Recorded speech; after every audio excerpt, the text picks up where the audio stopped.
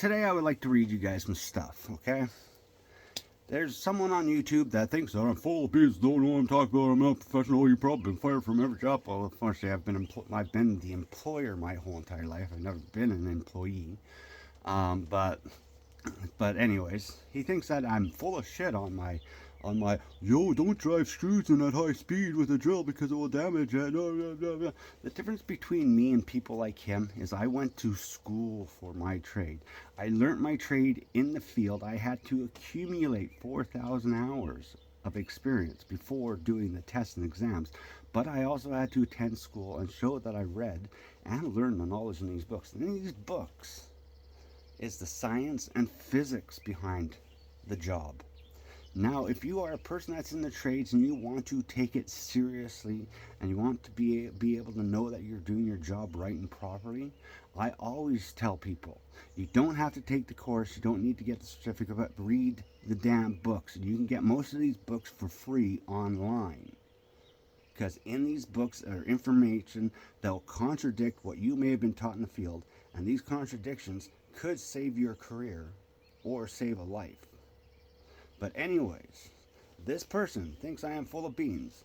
So from the first year journeyman's handbook, when driving fasteners such as screws or lag bolts with a drill, you should set your drill speed in between 6 and 800 RPM to prevent damage to the fastener and mirror material due to frictional heat buildup. Okay? And well, he seems to like using timberlock screws a lot. So here's an email from the engineers of Timberlock. Running in our Timberlock fasteners at high speed can cause several issues due to heat generated by friction. These issues can lead to a weaker joint and weaker screw. Here is why. Heat buildup and material properties. Wood high-speed driving can generate significant frictional heat, especially in materials like wood. This heat can cause the wood fibers around the screws to char and burn, weakening the material and structure and reducing its ability to hold the screw. In plastics, excessive heat can alter the material's property, causing it to melt or deform. Okay? Screw weakening. Our fasteners are heat treated to enhance their strength and durability. Excessive heat during installation can affect this treatment, making the screw softer and more prone to deformation and breakage. Stress concentration. Rapidly driving at high speeds can cause the screw or our fasteners to encounter sudden resistance, leading to stress concentrations that may cause micro cracks or other weaknesses within our fasteners. Okay, you guys getting my drift here? Friction and wear, thread damage, driving screws at high speed increases friction between the screw threads and the material. This can wear down the threads on the screw or damage the threads in the material, reducing the screw's holding power. Tool slippage. High-speed driving increases the likelihood of the screwdriver bit slipping off the fastener's head, especially if the screw encounters resistance. This can damage the fastener, making it difficult to drive further and weakening the joint. Poor control and overdriving. High-speed driving can reduce the operator's control over the screw's depth and angle over driving a screw. Driving it to its proper depth can strip the thread or compress the material, excessively weakening the material. Misalignment. Driving screws at high speed makes it harder to maintain alignment, potentially leading to angled or misaligned screws, which can compromise the strength of the joint. Excessive force. The momentum at high speed can cause the screw to drive with too much force, crushing the material around the fastener or causing splitting in the material, such as wood.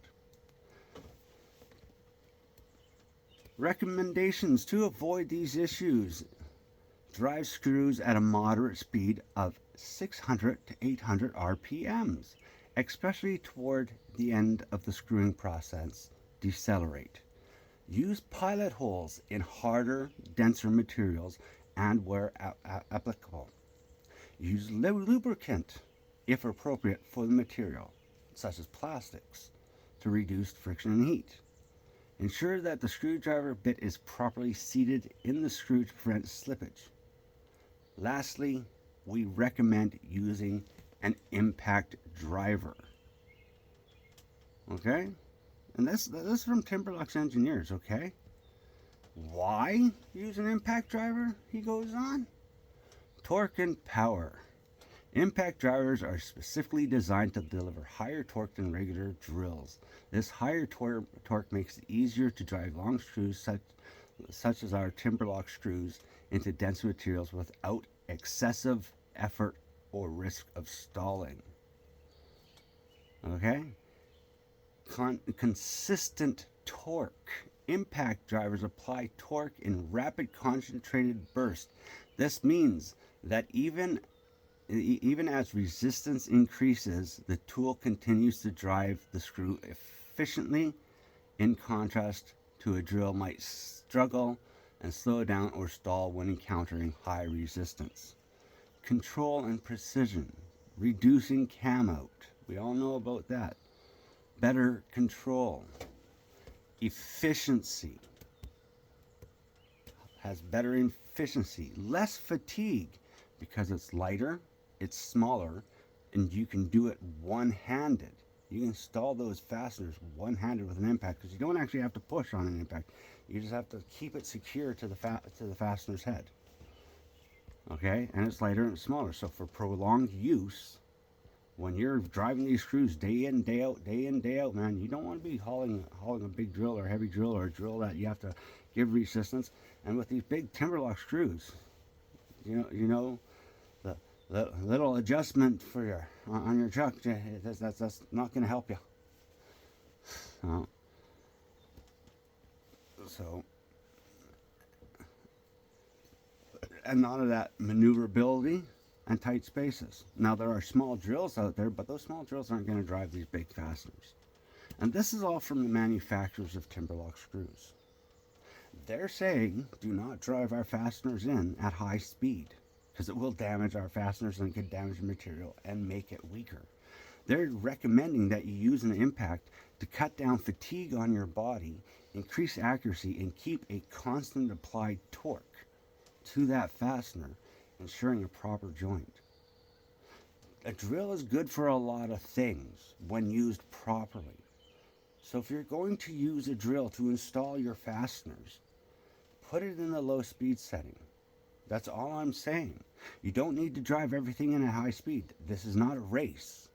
When you're building projects that people are going to live in and lives depend on, it's not a goddamn race.